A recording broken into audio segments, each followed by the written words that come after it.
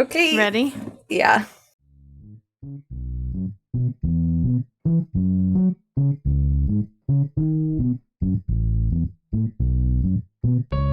So she won me over with her hatred. I love it so much. They have such a hard-on for Dead by Daylight. And I don't even know why. It was like Corky Romano. She's like, do you want to buy a boat? Right. Something about his voice, man. I'm just like, can I you know. just, like, whisper in my ear? Can you, like, ASMR into my ear, please?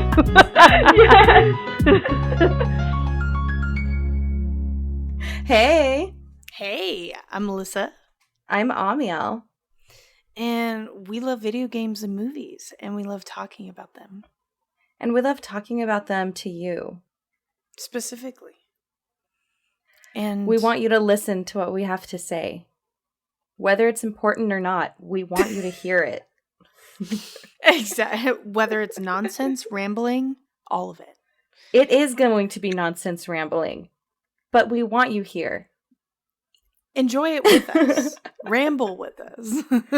We're going to ramble about movies and video games and then give them arbitrary ratings based on our own opinions and nothing else. Nothing else. Yes. And we go through each individual movie and video game, as you just said. And we go deep dive into them. So there's going to be spoilers in this, people. Oh, if you don't like it spoiled, then watch it first and then come back. Play the video game first and then come back. Yeah. Because we're going to be giving away the big secrets. We talk about all the innards of the ins and outs. The guts and gizzards of the movie. The pee-pee poos, if you will. We talk about the nipples and the taints. Thank you. I'm so glad you said it. I was thinking it, but I couldn't form the right words. So grab your joystick and some tissues and come along this ride with us.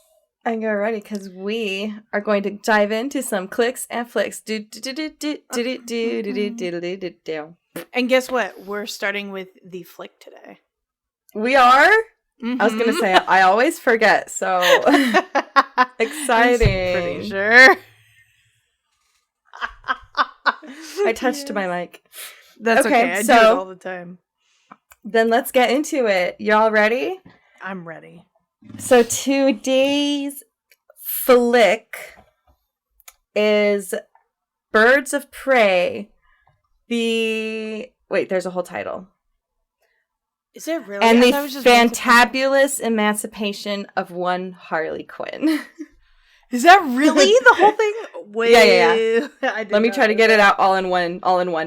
Go for it. Birds of Prey.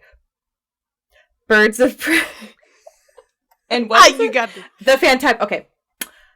Birds of Prey and the fantabulous emancipation of one Harley Quinn. Boom. Wow, that's a freaking mouthful. I didn't even know that.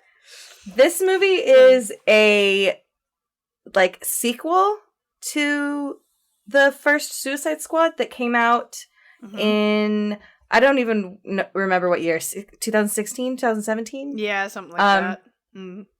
Now, I never saw Birds of Prey when it came out in 2020 because there are several reasons. Number one, and I'm going to admit this before I admit anything else, is that I am not a Batman fan. I'm not a Bat fan. I don't know what you guys call yourselves. Don't come at me. I'm not part of the Wing Brigade. Me either, honestly. I'm a Marvel fan for the most part. I don't really mostly the comics I read were like Tokyo Mew Mew. So I never really got into like superhero. Yes.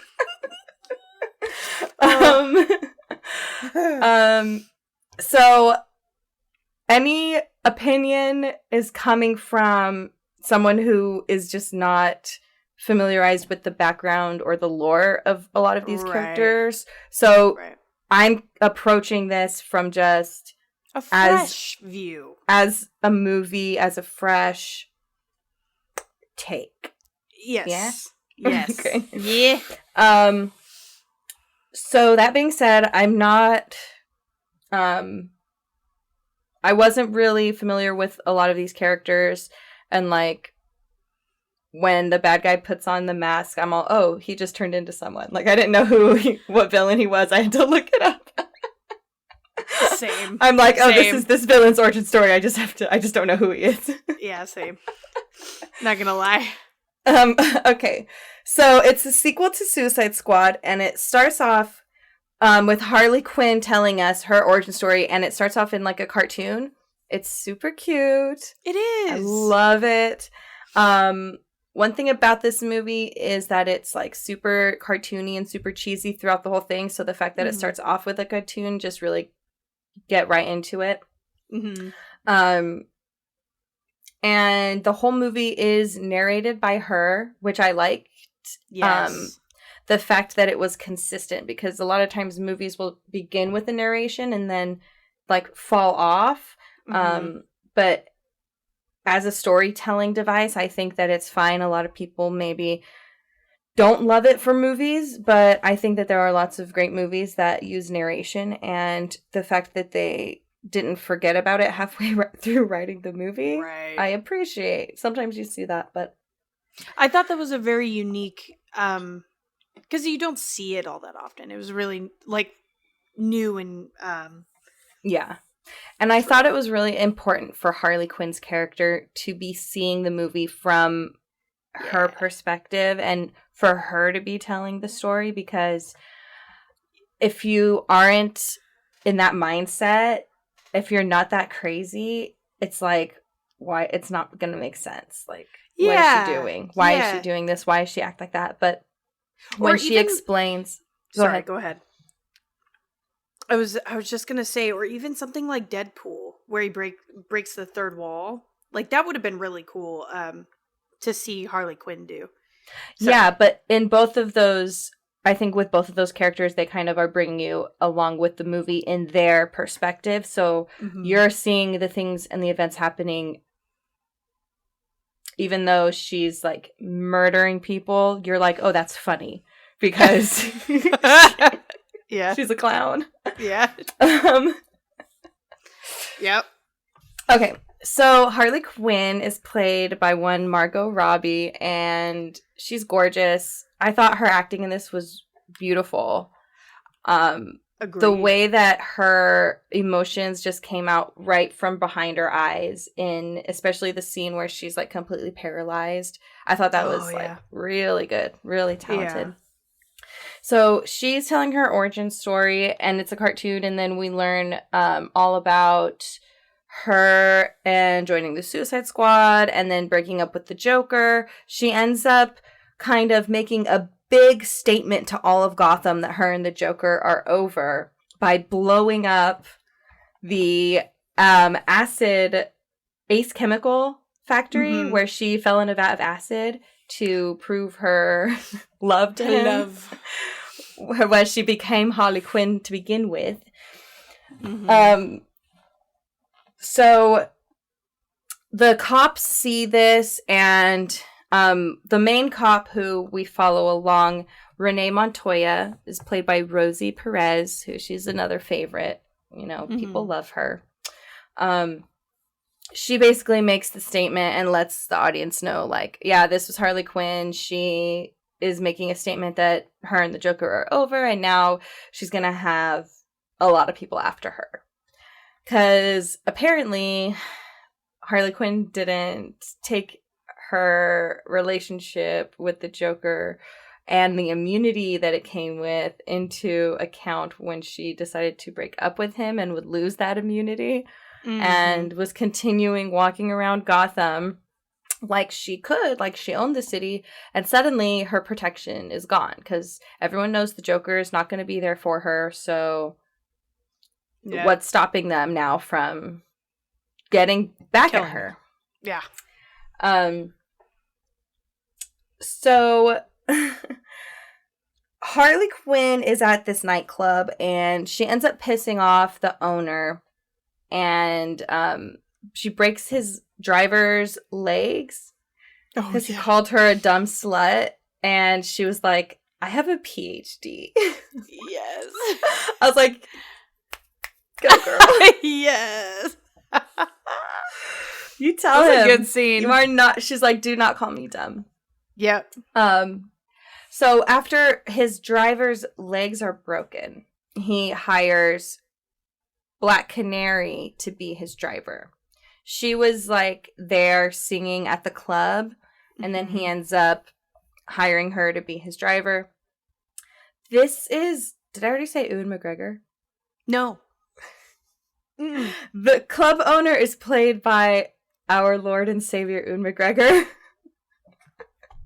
Am I tripped? Did I miss something here? He does such a good, like, American accent, too. He's done it in other movies. He did one in Down with Love. But in this one, he's just so much more mature than, like, the roles that he's known for. He's, like, completely... He's, like, talks raspy. He's just, like, a totally different character. That it took me a long time to realize who it was. And then once I finally did, I couldn't stop the feelings. I was... Okay. Can I... Full disclosure. Had no idea it was Ewan McGregor. Like, at all. I knew he was familiar. Okay. He just looked so different. Like, I couldn't put his name to his face. There's even a scene that she starts singing Diamonds Are a Girl's Best Friend. Uh-huh. And I was like having Moulin Rouge flashbacks because he's like, I was like, I've seen this. Like, I've seen this somewhere. With Nicole, wait. So that's amazing. I was wondering why I was attracted. So he plays, something about his voice, man. I'm just like, can you just like whisper in my ear? Can you like ASMR into my ear, please? Yes. Oh God, that's so funny. I'm so glad you made that a point. Oh God. So Black Canary becomes his driver, but she also is working with Renee Montoya and kind of letting her know what's going on with him and stuff. So she's obviously being a double crosser right there. But for the good guys, for the bad guys, see, in Gotham, it's like really hard to tell who's who. That, but also like she was just like a neutral character. She was as neutral as like kind of neutral gets. You know what I mean? The cop. Yeah. I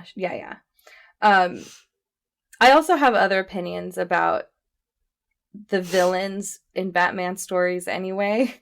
Me too. And how I actually think Batman is the biggest villain in Gotham. But we could talk about that at the end. Okay. So Black Canary is working with Montoya, and she lets them know that now they're looking for Cassandra, which is this girl who stole a diamond that... What's Ewan McGregor's character? He's Black Mask. The Black Mask, He becomes Black Mask, which is the one who I was all, he just became someone, but I didn't. Yeah. So Black Mask, but before he's Black Mask, he's just like his normal character. What's his name? Roman.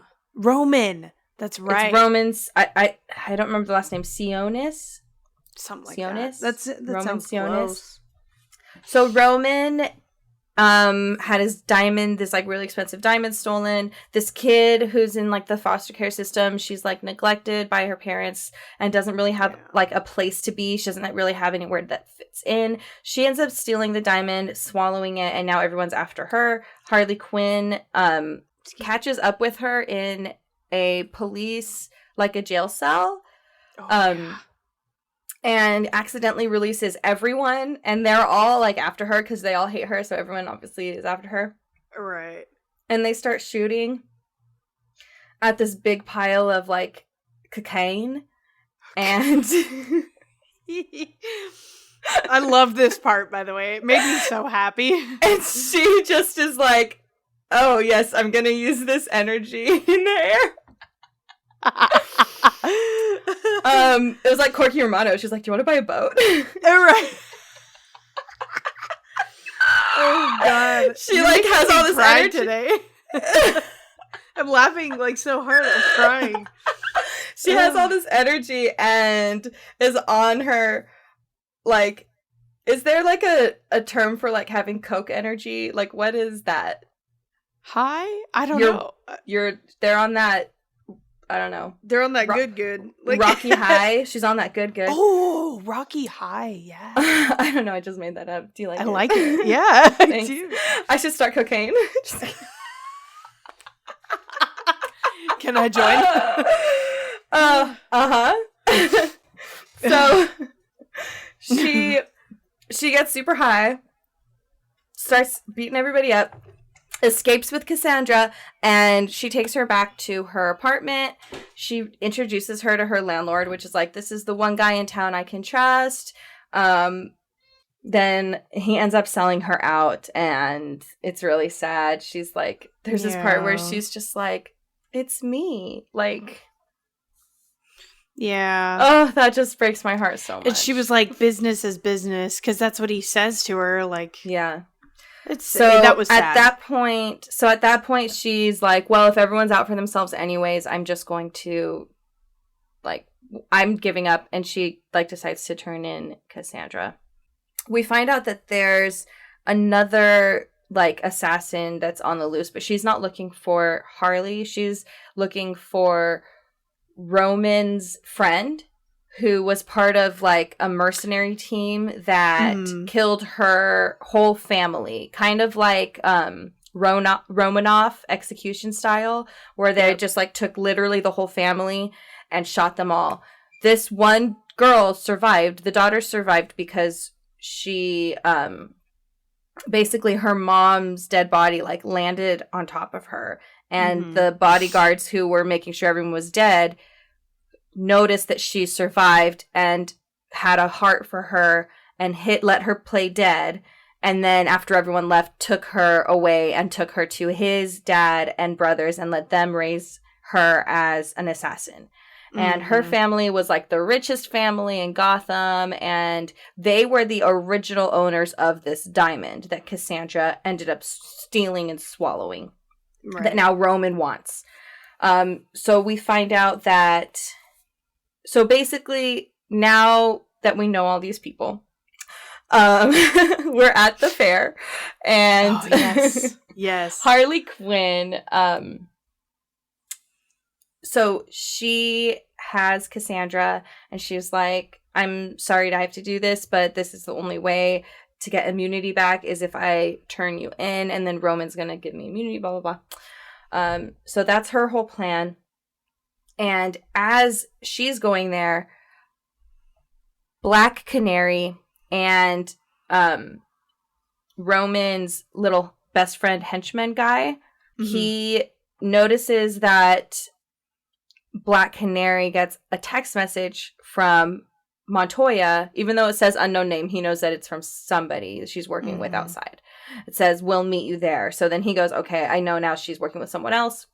He calls Roman and is like, she's a snake, she's double-crossed her. He goes, all right, kill her. And he's like, okay, we're going to do this. But he doesn't get to, because when he's there, he tries to, once they're there, he paralyzes Harley Quinn so she can't do anything. And he finds Black Canary with Cassandra, and she's trying to set her free to cut the tape off of her and stuff.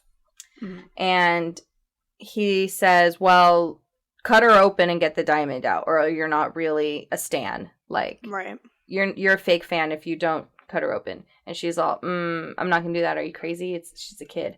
He's like, well, then I'm gonna kill you. And then he dies because Huntress comes in and gets him because he was one of the guys who killed her family. So she's like been on this quest for her whole life, killed this, that, and the other, and finally ends it. She's my favorite character. Her rage is like she is good. She is really funny. At first I was like not sure if I was going to like it, but Me too. stayed true to it. It wasn't fake, that she stayed like genuine to it, that it sold it. So she won me over with her hatred. I love it so much.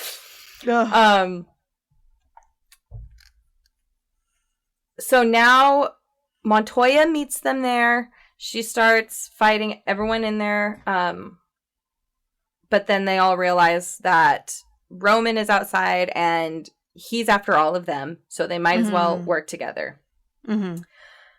So they gear up with all of Harley Quinn's old Joker trophy wife gear. Paraphernalia.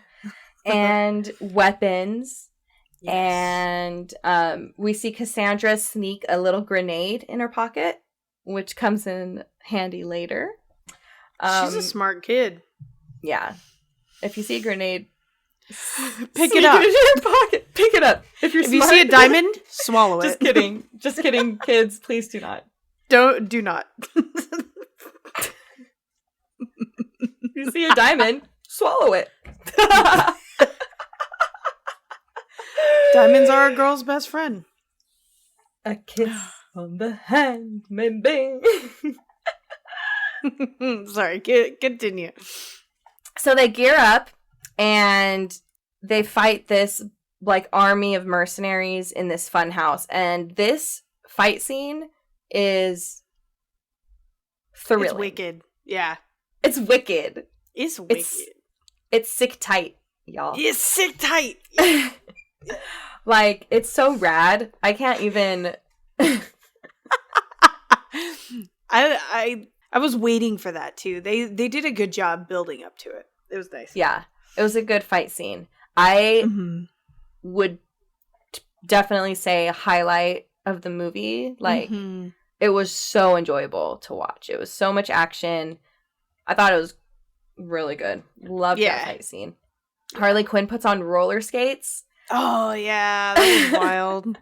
And there's a point where they're like, why is she putting on roller skates or something? Which is a valid, fair question, which in any other movie I would say, why did they suddenly put on roller skates? Exactly. But because it's Harley Quinn, you know that what's crazy makes sense to her. Yeah. Yeah. You know what I mean? And so I think the DC universe could get away with so much.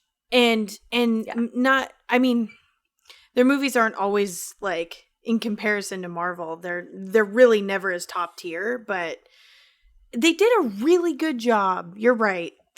I feel like just handled it well. Out of all the DC movies I have seen, this one is the best for I mean, not that I've seen every single one, but Joker was good. Really good. Mm-hmm. Joker was more serious with Joaquin Phoenix, but but I don't believe that one is technically part of the DC comic book universe movie film. Fair. I think that's supposed to be its own separate thing. So I did think that was a good, like, I thought that movie was good as far as, like, a character study of the Joker. And I thought that Joaquin Phoenix and I thought that the director, you could really tell that they put a lot of work into it and effort. And I think that is really admirable when it comes to making a movie, is for the people making it to actually care about what they're putting out. So that was definitely, and I think I got that same thing with Birds of Prey. Like, Margot Robbie was very intentional of how she wanted Harley Quinn to be portrayed. And in this movie, we saw that. And we saw the director had a very specific vision of how they wanted these female characters to be portrayed. And things were done intentionally. And I thought that it was such good female representation because so often do you see the, like, look at this badass girl boss, like, Right. And that's not what this was. Like, these are real characters, real human beings that happen to be women. Not Captain Marvel, like exactly. I could go off. I did we do. But it's a good comparison because, like, yeah, I feel one of the grievances too I have is, like, soundtrack wise, Captain Marvel. There's like a whole fight scene where they do.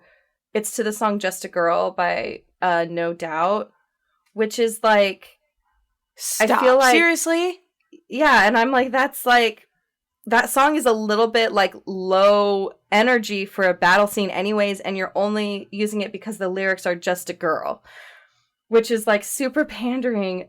However, at the end of Birds of Prey, at like the very end when it started playing Kesha, I was like, yes, I'm a motherfucking woman. But they did have Canary singing "It's a Man's World," and when she started singing that, I was like, you sold me. It's good. That was gorgeous. Yeah, I thought it was too. great. Yeah, that's so funny, Kesha. So yes, I love Kesha at the end of that movie. Just I mean, she's not in it, y'all. Just her Right. song. I'm a soundtrack fan, but Same. oh, but so finally, almost to the end, guys. They have this big fun house fight scene. They beat everybody up, and as they're leaving, there are still people outside waiting for them, which they didn't realize. They thought everyone had ran in, which was a big mistake on their part, because I'm like, why are y'all just like willy-nilly free walking out? Like, we did it. Like, you don't know that they're still, like, you're not going to take any kind of precaution. Luckily, Montoya, who gets shot, was wearing a bulletproof vest. So even though they weren't very smart, they didn't have to learn a lesson in that moment.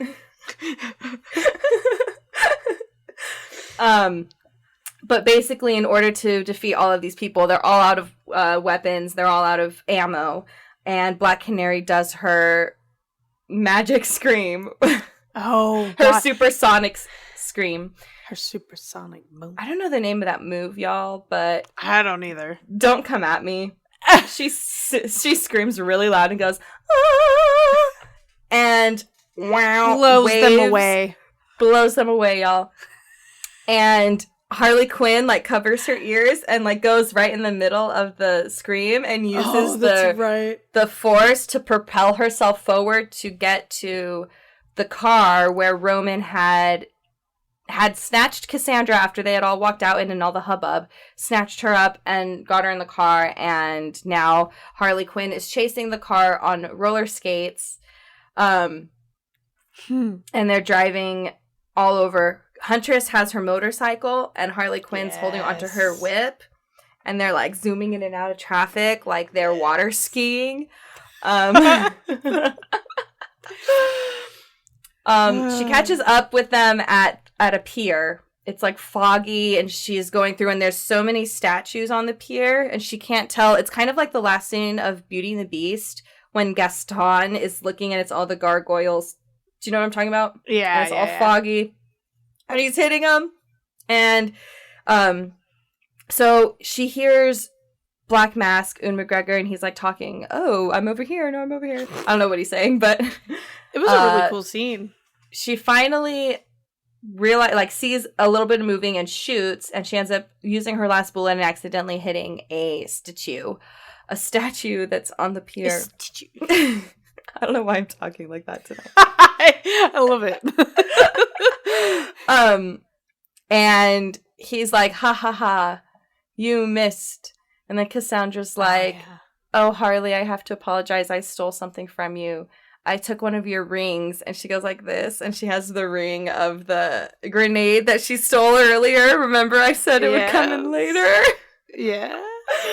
So she has the ring, and she had planted the grenade on Ewan McGregor, and then she gets out of his way, and Harley Quinn pushes him off the pier, and he explodes in the air before he gets to the water. Oh, shit. Yes. I thought it was great. It was a great scene.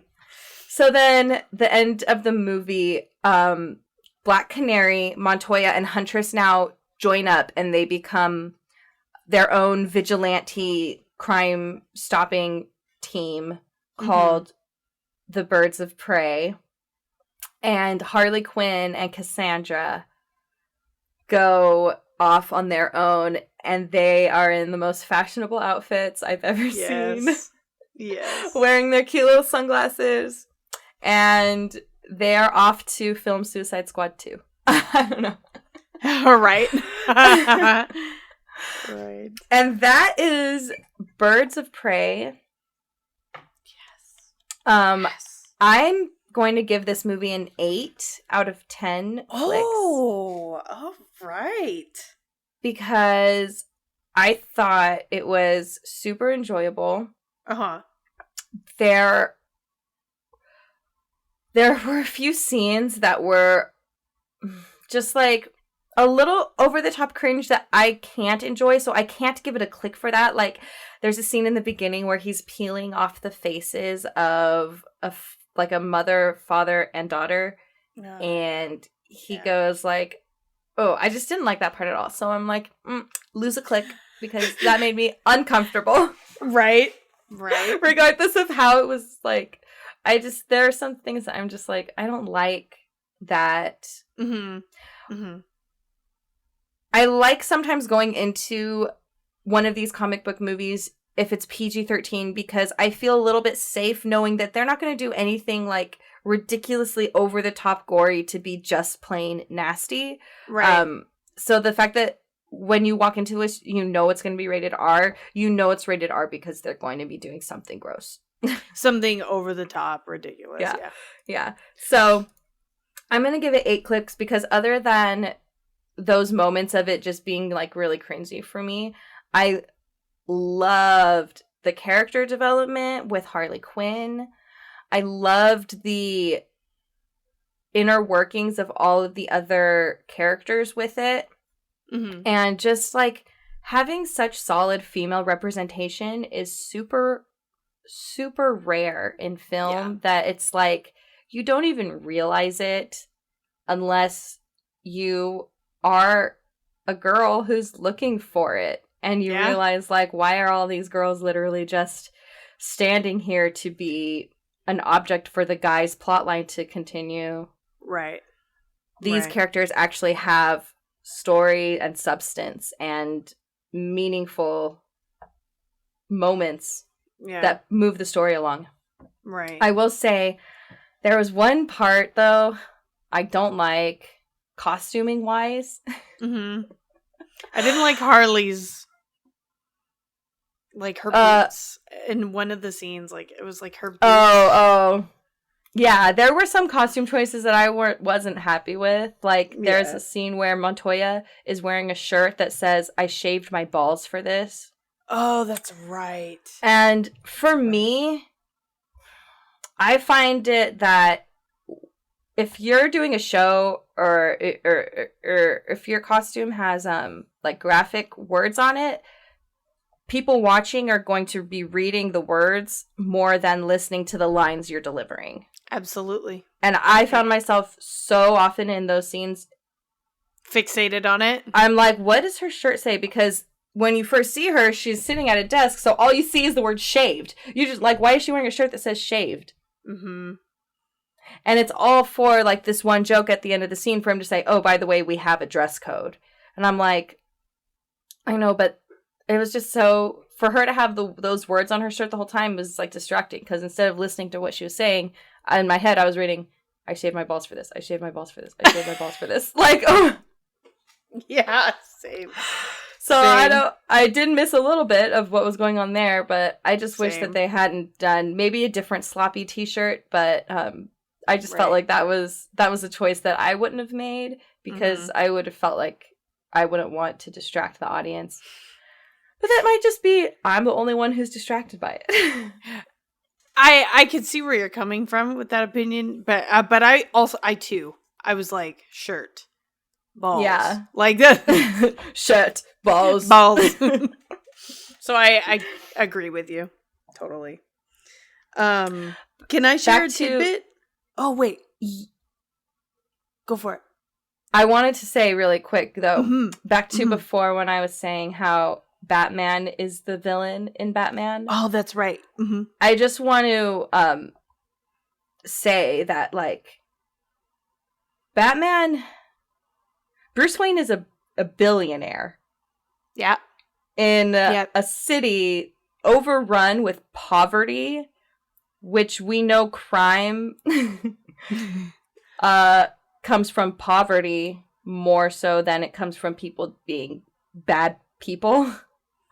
So I think it's funny that a billionaire, instead of giving to his community and funding community services to help actually get people out of poverty and to help prevent crime, he's deciding to just go around the city with a really expensive costume that he made and beat up mentally ill people. I just don't know why that he's a good guy. I just don't know why that's a good guy thing.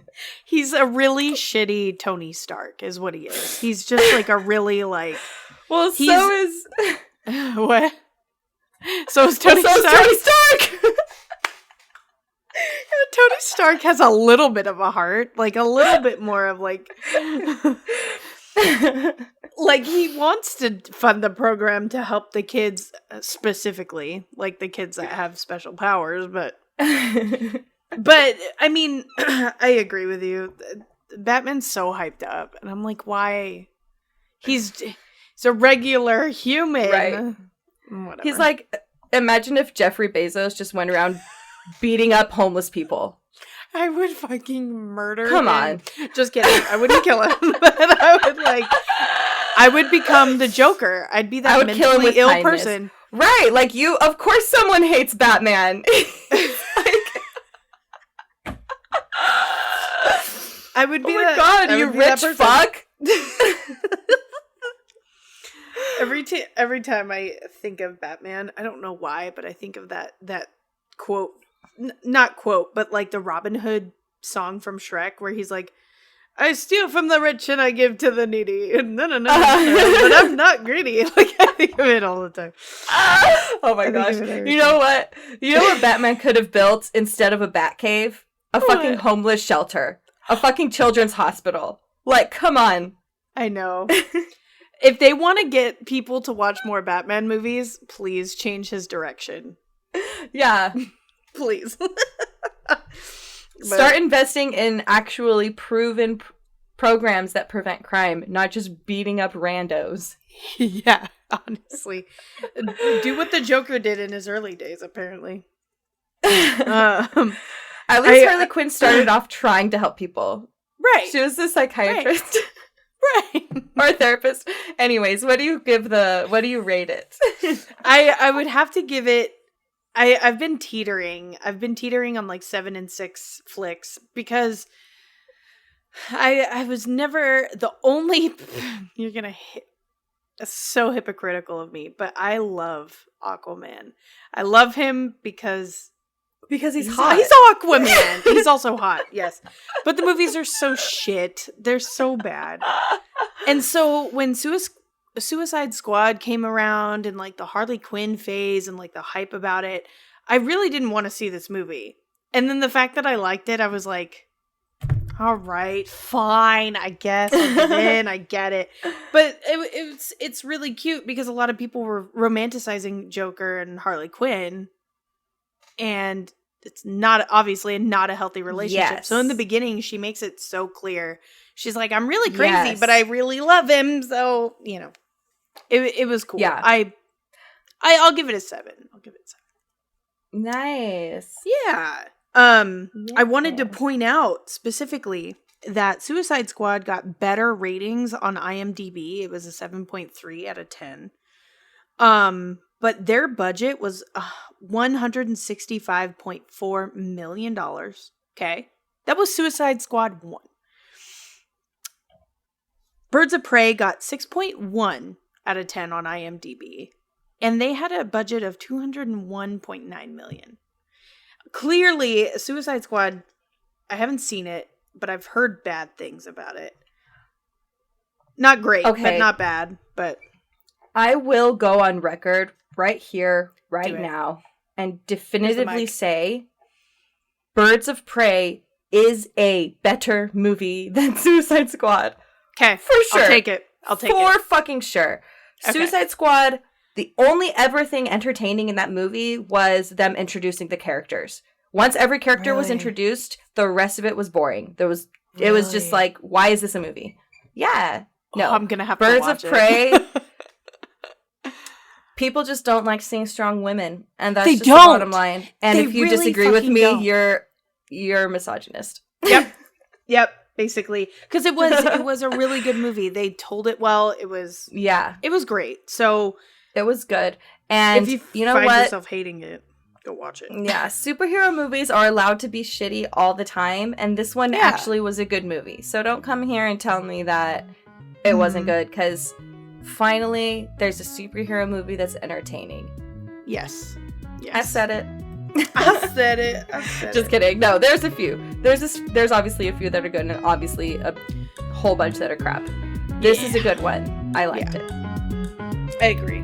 Positive ratings from Click and Flick. Yes. Are you ready for the click? Yeah. Okay. Click. Let's move on. I'm so ready because this click in particular holds a special place in my heart, and it is called Deathgarden, BLOODHARVEST. And so when this game came out, it came out in August 14th, 2018. I did not play this game until 2019. Okay. I had a PC by 2018, but around 2019, we started doing a lot more LAN parties. And so this game was a huge hit between all of us. And because it's a 5-player versus it's 5v1 basically. So all of us could sit down and play as a team, and it was a great time. So the sad part about this game is that it was removed from the market. It was free to play, for if I'm recalling correctly. It was removed from being able to be downloaded at the end of 2019. So right before 2020 hit, if they would have just held on like 3 more months, they would have been fine. You think they would have survived through the pandemic? I think so, and here's why.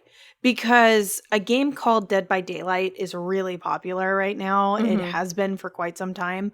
I really don't know why. I've played it like once. It's the same makers. Yep. I'm pretty sure. Did you double check that? Because I think it is. That's what I heard on all of them. I think you're right. But I think Deathgarden is a way better game. I think it's really gory and scary. But anyway. So yeah, the game was removed from the market, which was really sad.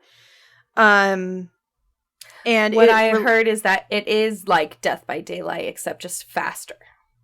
Death by Daylight. Like a high speed version of Death by Daylight.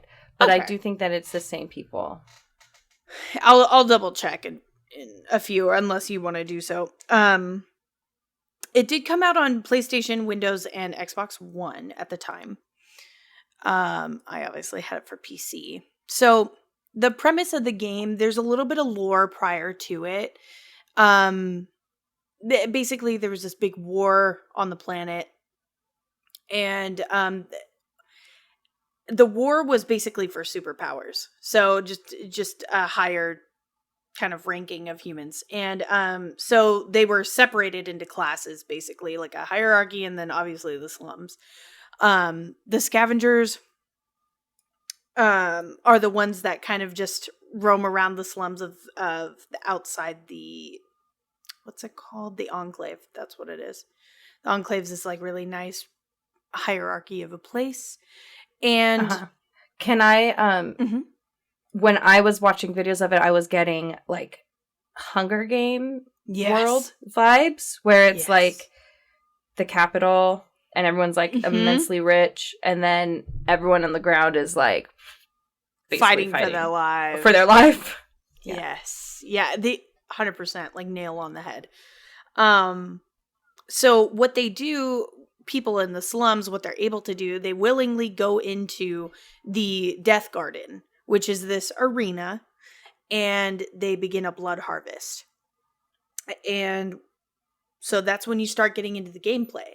Even when you're starting the game, if you start off as a hunter, your tiny little loading screen, I guess, if you will, like kind of just your base, is nicer than the scavengers. It's a really intricate game. Because you're rich. Really pretty. Yeah. Because you're Jeffrey Bezos, basically. Because you're Jeffrey Bezos. So getting into gameplay, if you're on the team of the scavengers, you start off getting ready to jump into the arena. And each character has their own unique quirks, like their own abilities, like invisibility, fast running, blah, blah, blah. And so once you get into the arena, you see a bunch of broken down buildings, kind of like what you would see in a regular arena, and lots of high bushes that you can hide in. Your goal is basically to not fucking die. And you have to collect blood throughout the game, and in order to win, you have to submit that blood to an obelisk and get it filled up completely with blood. Okay. Yeah. So it's basically like you're collecting points to bring to your goal. Yep. But they're like, it's blood. Yeah, basically. How do we make it gross? Right. It was scary. When we played it, it was scary. Because they do a really good job at separating the scavengers from the hunter. And when the hunter's getting close to the scavenger, scary, intense, loud music plays. And for the intense, on the hunter's side or on the scavenger side? On the scavenger side. Because it's letting you know that the hunter's near. And yeah, so basically you hear that music and you want to stay safe, you want to stay hidden so the hunter cannot find you. Because if he finds you, he can kill you. Bless. Thank you. And so you collect from little blood banks, you admit them to the obelisk, keep all of your teammates alive. And on the hunter side, you can activate little drones that go up into the sky that kind of can see a section of the land. So if a scavenger's in it, he can see them. Another thing is when you're submitting the blood to the obelisk, when you're doing that, the hunter can hear you. And he knows exactly where you are. So he can run and just pinpoint the shit out of you and kill you. Oh, yikes. Yeah. So if you make it far enough, if you submit enough blood to the obelisk and your sacrifice is worthy, the gates open to exit. Oh, and when that happens, when the gates open, the hunter can see at this point. So the gates are open. He can see everything. So if you're running and you're close by him, he can pinpoint you and kill you. But yeah, you're basically trying to get out of the gates so you can go into the enclave and live a wealthy life of luxury and with finance. Wow. Yeah. But wow. It's not really a story-based game, which is why I wanted to pick it, because it's such a tragedy that it's not here anymore. It's a bummer because it was a really fun game. It was gory, it was scary, but great with a team, especially when you're all working together. It's like a really rewarding game. And there's a funny story. Confirm. Go ahead. I did confirm that it's the same developers as Dead by Daylight. Hell yeah. Way to go. So what I heard before is that they first came out with this game and it was way too overpowered for the hunter to win. And like it was almost no fun to play because scavengers couldn't really do anything about it. Yeah. It was just like super unbalanced. And so they took it down and then put it back up, and yes, they did a lot of like and put like a whole new like lore background with it, and then added new like champions or new scavengers to be able to have stronger powers, but apparently then that made it so that if everyone picked this, there was like one scavenger that was almost unstoppable for the hunter, and so now it became way too unbalanced on the other side. Right. And so eventually they were like, let's just stop, because at the same time of not being able to fix this like awkward power play dynamic, they were also then, because their video game Dead by Daylight was like such a popular game, they were fighting with their own game for competition. They were, to get players. Yeah. Absolutely, because people are they have such a hard-on for Dead by Daylight. And I don't even know why. People are so horny for Dead by Daylight. They're like just cream coming down the side of their legs for it. They are so turned on by the fact that you're being chased. I don't know. Lightning rod right down the slit. Showing. You know, like showing. But whatever, like, to each their own. Dead by Daylight. If you like it, you fucking like it, I guess. I don't know. I just didn't get the hype, but it was just a super, like, for me, revolutionary game, because I didn't play Dead by Daylight, so I really liked it. But it was a bummer. From what I saw about it, I wouldn't think that it would be, I don't know, so unpopular if it is so similar to Dead by Daylight with faster gameplay, you know? Right. So, but I mean, you finding, I didn't read too much into the unbalancing act of it, but that would make a lot of sense if they just couldn't get the proper updates. A lot of people aren't going to play because they don't. A lot of people complain about that now, so yeah, I get it. But funny story, I was pregnant while playing this game, and we were playing at a LAN like party at our friend's house, and my mom had just passed away, so I was just there as a human shell, basically. And that earthquake hit. That big earthquake that was in Ridgecrest had hit us.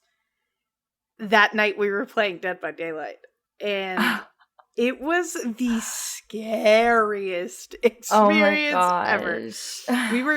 We were inside. There was a few of us at our computers, and then Keith was outside with somebody else cooking burgers or whatever.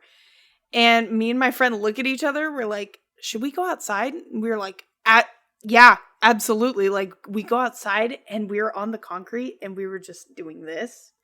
So I always associate Deathgarden with that earthquake. It's crazy. Oh my gosh. Yeah. That's crazy. If I had to rate this game, I think I would give it a solid 8 out of 10 clicks, because it was just the replayability. We all had fun. It was a great game. It was unbalanced, which we stopped and we fell out of playing with it for a little while because of it, but it was good. I liked it. Yeah. And I think, like, with how you're describing your experience with it, it is more, like, meaningful for you because you were playing with friends. And when you're playing team games, it's funner if you're playing with a team of friends, because if you're just like online and you get randomly matched with people, you have no way of communicating with them where you're at, what you're doing, what the plan is. So it's really hard to get through those kind of games. It is. So I could definitely see why it would be more fun to play in a group than on your own. I never got to play this game. Make me cry thinking about it. Don't cry. I know. It's just like, it's true. Like, a gamer community is such a big deal. It really is. Yeah. But anyway, were you gonna rate it? I'm curious. I never got to play it, but since it is a video game, I'm gonna give it 5 out of 10 for being a video game. That's better than Phasmo. Well, that one was too scary. That was really scary. I don't know why I think this one's less scary to me, but I just think so. Yeah. Plus, we all know my ratings don't really count for anything. They do in my world. They mean a lot to me. But yeah, it was a fun game. I enjoyed this week's episode, but me too.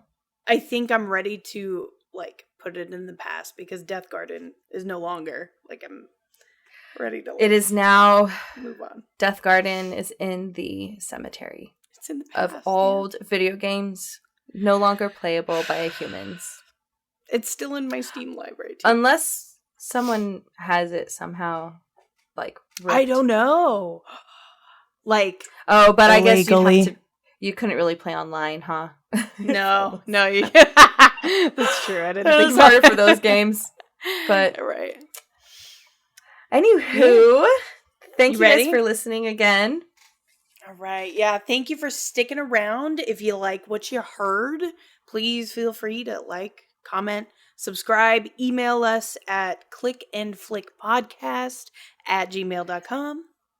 Tell us what you want to hear us talk about. You can find us on social medias, TikTok, Instagram, and Twitter. Yes. All of them. Come find us We're and talk to us. Click and Flick Podcast. Look for us. Like us. Share us. Love us. Please. Hug us. Hold us. Make us dinner. Caress us. Well, we do my taxes.